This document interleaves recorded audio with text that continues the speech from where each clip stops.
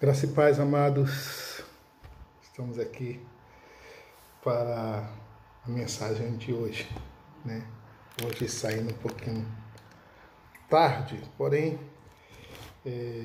eu fiquei envolvido com outras coisas, deixei para começar a trabalhar depois do almoço e o tempo foi curto, porque nós tivemos que fazer algumas pesquisas aqui. Bem, nós vamos abrir a palavra de Deus em Mateus, no capítulo 7, de 24 a 27. Diz assim a palavra de Deus: todo aquele, pois, que escuta essas minhas palavras e as pratica, semelhá-lo-ei ao homem prudente que edificou a sua casa sobre a rocha. E desceu a chuva, correram os rios, assopraram os ventos e combateram aquela casa.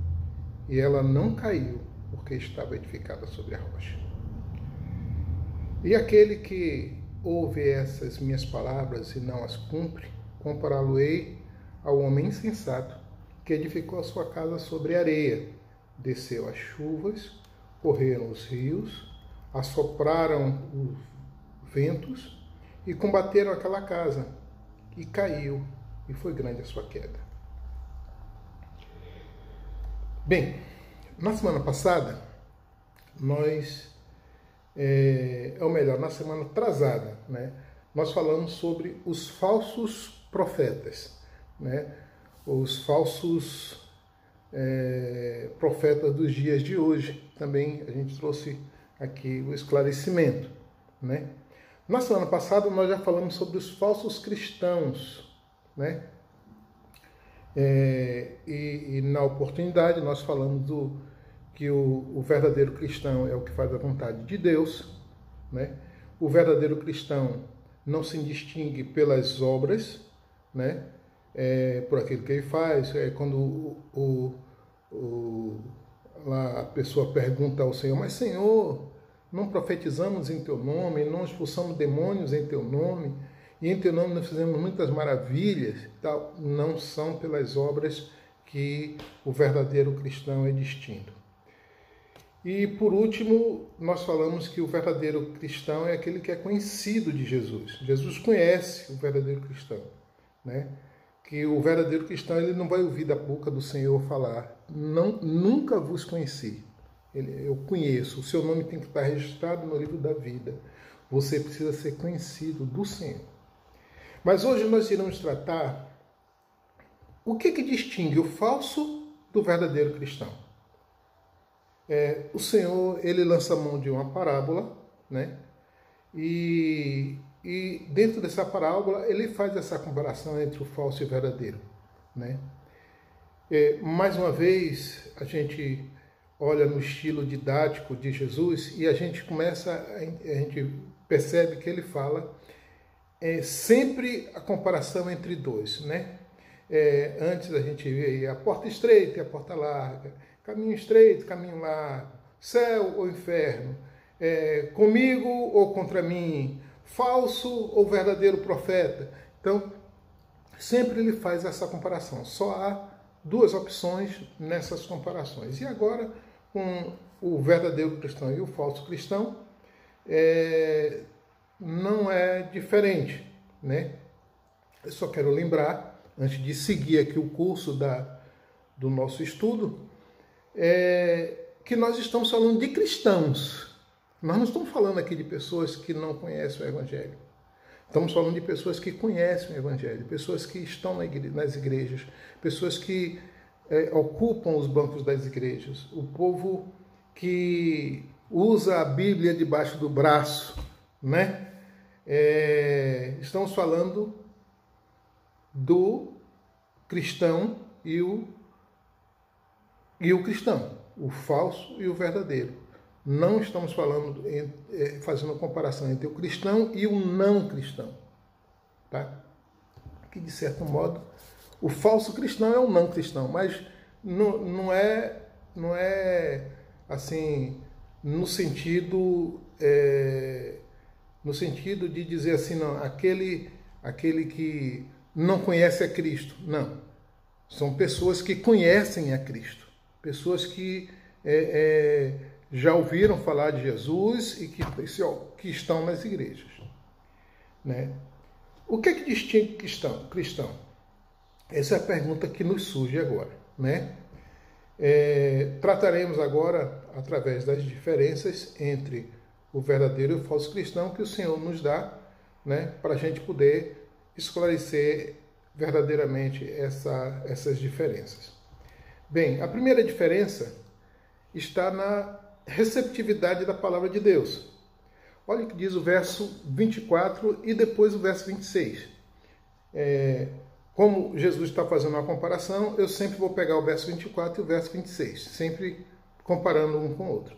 Então, inicialmente, no verso 24 diz assim: todo aquele, pois, que escuta essas minhas palavras. Já no verso 26 diz assim: e aquele que ouve essas minhas palavras, né? Bem, a primeira coisa que a gente observa aqui na comparação desses dois textos é que o primeiro diz assim: todo aquele, né? Todo aquele dá uma ideia de abrangência, uma ideia de que a maioria, a maior parte, né? A maior parte dos cristãos que escuta as minhas palavras. E quando ele diz somente aquele, dá uma ideia de minoria, né? Uma ideia de que existem alguns, né? Uma pequena parte. Existe lá uma pequena parte, alguns que estão nessa situação que ele vai complementar mais na frente. Aí depois, em seguida, ele diz assim: que escuta as minhas palavras. E no verso 26, e que ouve estas minhas palavras. Então, há uma diferença entre o ouvir e o escutar. É interessante que no próprio texto já faz essa distinção. Ele primeiro, olha, aquele que escuta essas minhas palavras, aí depois quando vem aquele que ouve essas minhas palavras, né? O ouvir, o significado de ouvir, simplesmente ouvir, tem muito a ver com audição, com o aparelho, com o objeto. O objeto, orelha, ouvido, tal, esse conjunto, tem a ver com esse conjunto, né? O ouvir só tem a ver com esse conjunto, né? É por onde entra a informação, né? Entra a informação. É o lugar que capta a informação. Então, muitas vezes as informações chegam a nós e a informação verbal ou sonora chega a nós, e quem capta essa manifestação é o ouvido. Agora, o escutar já é diferente. O escutar corresponde ao ato de ouvir com atenção. Já é um pouco mais profundo a coisa. Já é um pouco mais profundo. Escutar tem a ver com entender. É entender o que está sendo captado pela audição. E vai um pouco mais além disso. Não só entender o que está sendo captado pela audição, como também processar a informação internamente, né? Dentro da nossa mente. Aí é o escutar, né? O escutar, ele requer mais do que o ouvir. A pessoa tem que prestar atenção no assunto para poder escutar. Se você apenas ouviu, simplesmente ele, como minha mãe dizia muito, entra por um ouvido e sai pelo outro, né? É mais ou menos isso, né? Se você apenas ouviu. Mas se você escuta, você tem que prestar atenção naquilo. Você tem que prestar atenção, você tem que fazer um esforço para o entendimento do que se trata, né? Você tem que fazer um esforço para perceber o que foi dito. Tá? uma coisa interessante. A comunicação. O que é comunicar? Como é que se processa a comunicação? A comunicação não é aquilo que a gente fala. Eu posso estar falando aqui esse estudo, esclarecendo essas coisas para os irmãos, mas se os irmãos não abrirem e não escutarem, entendeu? Os irmãos não vão compreender. Eu não me comuniquei com os irmãos. Mas a partir do momento que eu chegar aqui e falar, pregar aqui a palavra, fazer o ensino e tal, e os irmãos param e escutam, que devotam atenção, né? Procuram entender, aí eu comuniquei com o irmão. Entendeu? O escutar é sentir as palavras.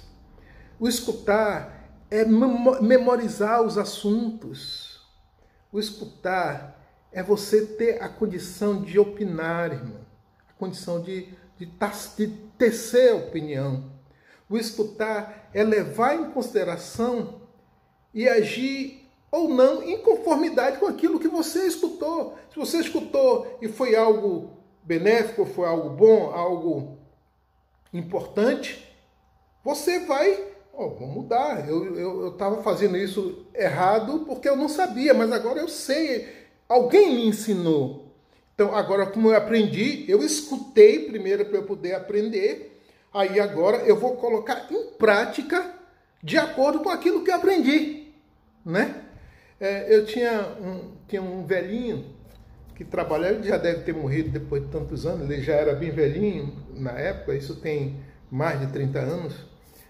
Eu trabalhava na indústria de chocolate Chadler, lá em Salvador, e ele tomava conta da área de refrigeração. E ele costumava muito dizer, olha, tem muita diferença entre o ouvir e o escutar.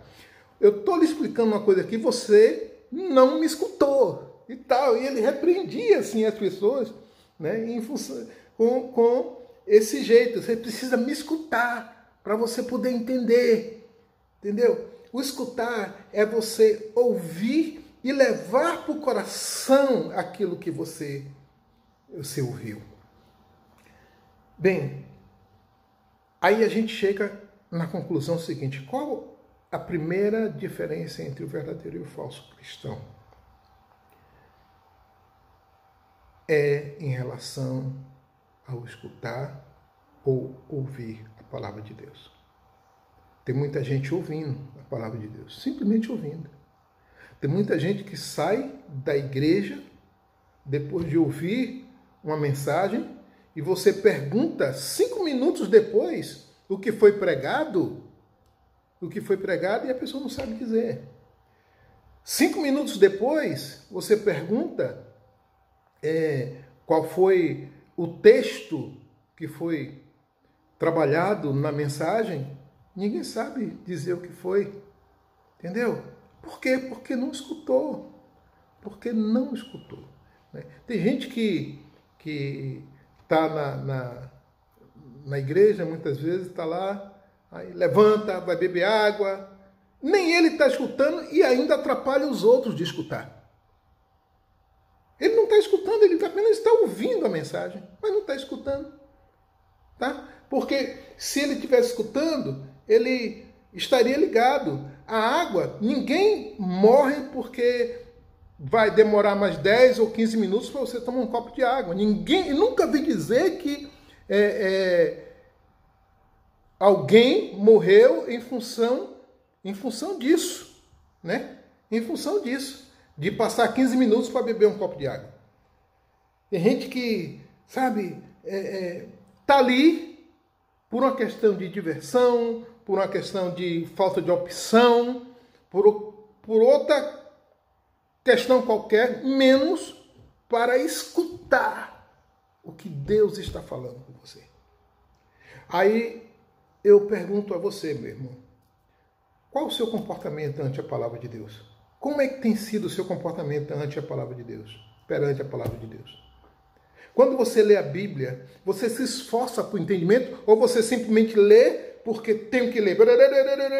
Acabou. Simplesmente a leitura por leitura. Não é uma leitura para entendimento. Não é um estudo. Não há um esforço para estudar, para entender a situação. Né? Eu acho interessante que tem algumas pessoas, né, que sempre aqui no WhatsApp, pastor, o que é que significa isso? Esse texto está dizendo o quê? Eu tenho o maior prazer do mundo em poder explicar e ensinar dentro das possibilidades nossas. Né? Eu tenho o maior prazer do mundo. Então, isso demonstra o quê? Que a pessoa está buscando entendimento, está buscando esclarecimento, está querendo escutar o que Deus está falando. Querendo escutar o que Deus está falando. Né? Eu pergunto a você, você ouve ou escuta as pregações? Você ouve ou escuta os estudos que são direcionados para você? Eu pergunto a você, meu querido, qual é a sua frequência na escola bíblica dominical? Qual a sua frequência? Em outros lugares, como em Brejinho, não tem escola bíblica dominical, tem escola bíblica sextal, que é a escola bíblica na sexta-feira. Mas, seja sexta, seja sábado, seja domingo de manhã, seja domingo à tarde, eu fui numa igreja no Mato Grosso que lá era a escola bíblica começava às 4 horas da tarde, de 4 às 6, né? Aí 6 às 6h30 davam um lanchinho, um negócio, 7 horas começava o culto, 8h30, 9 horas estava terminando o culto, todo mundo ia para casa. Era tudo num pique só. Não importa. Não importa o horário, o momento, mas o que importa é o seguinte, qual é a tua frequência na escola? E quando você vai para a escola, você participa, você procura aprender, você procura se esforçar para aprender. Então, a diferença nossa tem que começar a partir daí, meus queridos. A partir do escutar da palavra de Deus. A segunda coisa já é a prática. Né? Diz assim, verso 24, todo aquele, pois, que escuta essas minhas palavras e as pratica. No verso 26 já diz assim, e aquele que ouve estas minhas palavras e não pratica. Né? Bem, a diferença entre o escutar e o ouvir reflete aonde? Na prática. Reflete na prática. Né? Quem não escuta, quem não aprende, não tem como praticar. Simples assim. Simples assim. O cara entra na faculdade de medicina, passa a vida toda lá na faculdade só enrolando, não aprende nada, não escuta nada, passa na sorte lá, faz as provas e passa lá na sorte. Quando ele sair de lá que ele se formar, ele vai ser um mau médico, vai ser um médico ruim, vai matar muita gente. Entendeu? Quem não aprende não tem como praticar. E uma coisa eu quero dizer a você, meus queridos. O problema não está em quem ensina. Na maioria das vezes. É lógico que tem aqueles que são professores ruins, né? Mas, primeiro, nas igrejas onde eu já passei, todos os professores de escola bíblica foram excelentes. E hoje na nossa igreja em Brejinho não é diferente. Nós temos professores muito bons, pessoas boas. E a própria palavra de Deus, quando você lê a palavra, a Bíblia é o único livro que você não lê sozinho. Você precisa do Espírito Santo. E o seu professor é o Espírito Santo. Não existe professor melhor do que esse. Então, o problema não está no professor. O problema não está no pregador, no pastor, naquele que está assumindo o púlpito. O problema está em você. O problema está em você.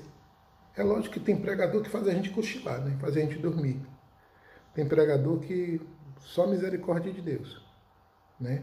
Também isso varia muito da condição. Muitas vezes tem pregadores que a gente tem que dar um desconto. Às vezes o cara está doente, o cara está passando dificuldades, essas coisas. A gente tem que dar um certo desconto. Mas, tirando essas coisas, o problema não está em quem está ensinando, e sim em nós, que não nos esforçamos a aprender. Você pode ter o melhor professor do mundo. Se você não quiser aprender, você não vai aprender. Então, isso requer um esforço da nossa parte, né? O verdadeiro cristão, querido, ele se esforça para escutar. O verdadeiro cristão, ele se esforça para aprender. Como é que Jesus chamou os cristãos que andavam com ele, né? Que ainda não existia essa nomenclatura de cristão. Isso foi só em Antioquia, um tanto quanto depois da morte de Jesus. Mas aqueles que andavam com ele, ele chamou de quê? De discípulo. Discípulo. Ou seja, aquele que aprendia com ele. Discípulo é aquele que aprende com o mestre. Então, eles aprendiam com Jesus, né? Eles aprendiam com Jesus. E até hoje, nós aprendemos com Jesus. Nós aprendemos com ele. Então, queridos, a gente precisa se posicionar como verdadeiros discípulos de Jesus. Quando a gente se posiciona como discípulo, como aprendiz do Senhor, e essa aprendizagem é até o final da nossa vida, a gente nunca para de aprender. Na nossa vida cristã, a gente nunca para de aprender. Então, quando a gente se posiciona como verdadeiros discípulos, que escuta a palavra de Deus e coloca em prática aquilo que escutou, o servir fica natural. Amar aos outros passa a ser algo natural. Pregar a palavra passa a ser algo natural. Agir com os seus dons, os dons que o Espírito Santo colocou em você, vai ser algo super, hiper, mega natural. Produzir fruto, o fruto do Espírito Santo, que não são os frutos, é o fruto do Espírito Santo. É um fruto com vários gomos, né? Ou seja, vamos abrir aqui o fruto do Espírito Santo. Amor, gozo, paz, longanimidade, benignidade, bondade, fé, mansidão e temperança. Você agir com o fruto, você produzir fruto do Espírito Santo, vai ser uma coisa ultra, mega, super natural. Vai ser tudo natural. Bem, terceira diferença é no seu jeito de agir, no jeito de encarar a vida, de encarar as coisas, os problemas, as situações. Olha o que diz os versos de novo, versos 24 e 26. Verso 24. Todo aquele, pois, que escuta essas minhas palavras e as pratica, assemelhá-lo-ei ao homem prudente.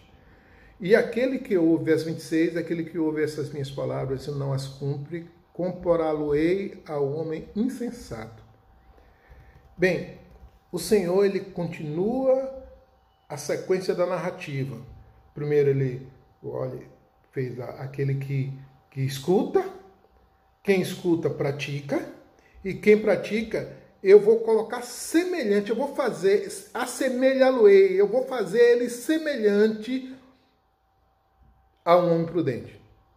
Agora, aquele que ouve, não pratica, eu vou comparar ao insensato. Aí já vem logo aqui a diferença entre o assemelhar e o comparar. Assemelhar é tornar igual, fazer semelhante. E o comparar é confrontar coisas.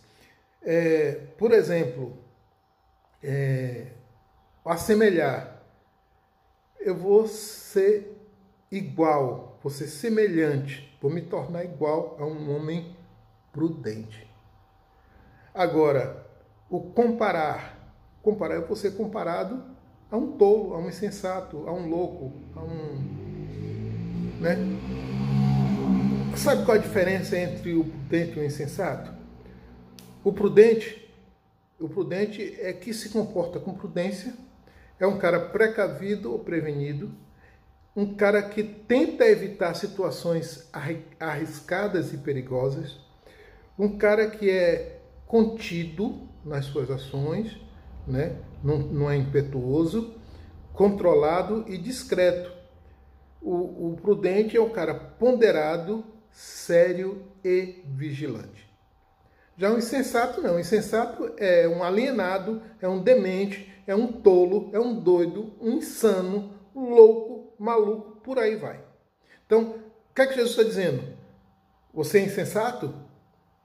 Eu vou comparar você com um maluco, com um demente, com um doido, insensato, tolo, louco, tal. Vou comparar vocês a isso. Né? Agora, a grande pergunta que surge agora, eu estou correndo um pouquinho, porque senão o tempo vai ficar grande, para não ficar um vídeo muito grande. A grande pergunta que eu faço para o irmão é: qual tem sido a resposta às suas ações? Qual tem sido as respostas às suas ações? Quando você age de alguma forma, qual tem sido a resposta? O que é que tem vindo de volta em relação às suas ações? Como o irmão tem lidado com os problemas? O irmão tem sido prudente? O irmão tem sido precavido? Tem sido prevenido? O irmão está tentando se arriscar em situações perigosas? O irmão tem sido controlado, tem sido discreto, tem sido ponderado, tem sido sério, tem sido vigilante? Maravilha se a sua resposta for essa. Né? Agora, um bom termômetro que nos mostra como é que nós estamos é como a sociedade nos enxerga. Muitas vezes você chega, você está em determinado lugar e as pessoas olham para você e dizem: ó, fulano de tal é um homem de Deus, é um cara equilibrado, é um cara, sabe, bom coração, gente boa, né? Como diz na gíria no Rio de Janeiro, sangue bom, e assim por diante, né? Então, vamos fazer essa análise. Como as pessoas têm te visto? Como as pessoas, mesmo as pessoas do mundo, os seus irmãos na igreja, como é que as pessoas têm olhado para você, têm te visto? Bem, a terceira diferença está na sua força. Na terceira, não, aqui já é a... Ixi, me atrapalhei aqui, não é a quarta diferença, desculpe, é a quarta diferença. É a quarta diferença, né? Está na sua força. Diz assim: todo aquele, pois, que escuta essas minhas palavras e as pratica, assemelha-lo-ei a um imprudente que edificou a sua casa sobre a rocha. E aquele que ouve essas minhas palavras e não as cumpre, compará-lo-ei ao homem insensato que edificou sua casa sobre a areia. Bem, a segurança, a força de uma construção está na base, está no alicerce ou na fundação, como queiram colocar. Aonde você construiu a sua casa. Se você constrói sua casa num monte de areia, a casa vai embora. Vai embora. Né? Agora, se você constrói a sua casa sobre um alicerce sólido, a casa fica em pé. Há pouco tempo teve ali no Ceará, Fortaleza, né, mais especificamente, um prédio que desabou e morreram muita gente, um desabamento tremendo. E foram verificar qual foi a causa do desabamento e descobriram que estavam fazendo uma reforma no prédio, e essa reforma era uma reforma estrutural. O prédio era relativamente perto do mar, havia muito sal, muito salitre e tal, e o salitre corrói o ferro, estraga o concreto, essas coisas. E foi uma empresa fazer a restauração da base do prédio. E nessa eles fizeram essa restauração, mas não escoraram o prédio. Então, quando eles começaram a descascar o concreto para poder fazer um enchimento de novo, para poder fazer a recuperação, o prédio veio abaixo, né? Ou seja, a base estava frágil. Base frágil, prédio ao chão. Simples assim. E é isso que Jesus está colocando, né? Irmãos, não existe povos mais perseguidos em toda a história da humanidade. Primeiro, os judeus na antiguidade. E segundo, os cristãos, após terem nascido como cristãos. Os judeus, povo super, hiper, mega perseguido. Na antiguidade, quantas vezes os judeus ficaram escravizados, quantas lutas os judeus tiveram que enfrentar, né? E os povos sobrepunham os judeus, né? Mas eles sempre voltaram, eles sempre estiveram lá. E o mais interessante de tudo, todos os povos da antiguidade, todos já foram extintos. O único povo da antiguidade que existe hoje é o povo judeu, inclusive preservando a sua língua original. Preservando a sua língua, eles falam hebraico como desde o início de tudo, né? Então, o povo judeu é um povo que conseguiu romper a história. Depois, quando surgiram os cristãos, qual é o povo mais perseguido no mundo? Os cristãos. Como os cristãos foram perseguidos e ainda são? É porque os jornais não divulgam, mas se a gente fosse fazer um apanhado aí, gente, o que tem acontecido no mundo aí com os cristãos, está no gibi, não está na conta. Cristão morto o tempo todo, cristão destruído o tempo todo, né? Mas por que o povo judeu sobreviveu e por que o povo cristão, ao invés de diminuir, o povo cresce? Quanto mais Nero matava cristão, quanto mais os outros imperadores matavam os cristãos, mais os cristãos cresciam. Por quê? Porque a base onde foram edificados os cristãos e os judeus foi Deus. A base mais sólida que existe. Os cristãos estão edificando a sua vida na rocha, a sua casa na rocha. A casa que a gente está falando aqui, a nossa vida, foi tudo edificado na rocha. E é por isso que nós não somos vencedores. É por isso que nós somos mais do que vencedores. Porque a nossa base é a base mais sólida que existe. Podem vir as piores tempestades, pode vir os piores terremotos, pode vir a pior adversidade que possa vir na nossa direção. Nós não seremos destruídos. Nós não seremos destruídos, porque a nossa base nos mantém em pé. O povo cristão está de pé e vai continuar de pé, porque a base está no Senhor. Amém, queridos? Que Deus nos abençoe. Que Deus nos abençoe. Em seguida, aqui eu vou colocar uma música. Vocês vão ouvir a mensagem. Após a mensagem, vocês vão ouvir uma música que é em relação ao que nós falamos, né? E ainda caberia, irmãos, ainda um estudo, porque a gente não falou dos elementos da prova, os elementos que são usados para essa distinção, né, entre o cristão. Nós não falamos assim nem da chuva, nem do vento que vai bater com ímpeto, né? E se os irmãos quiserem ouvir sobre isso, os irmãos dão um toque no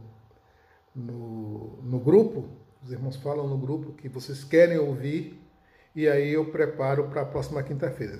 Caso contrário, iniciaremos outro estudo quinta-feira, e assim estaremos avisando no meio da semana qual o estudo que será. Tá bom? Então, se vocês quiserem que eu fale sobre as intempéries, sobre os elementos da prova, né? Que aqui fala, né?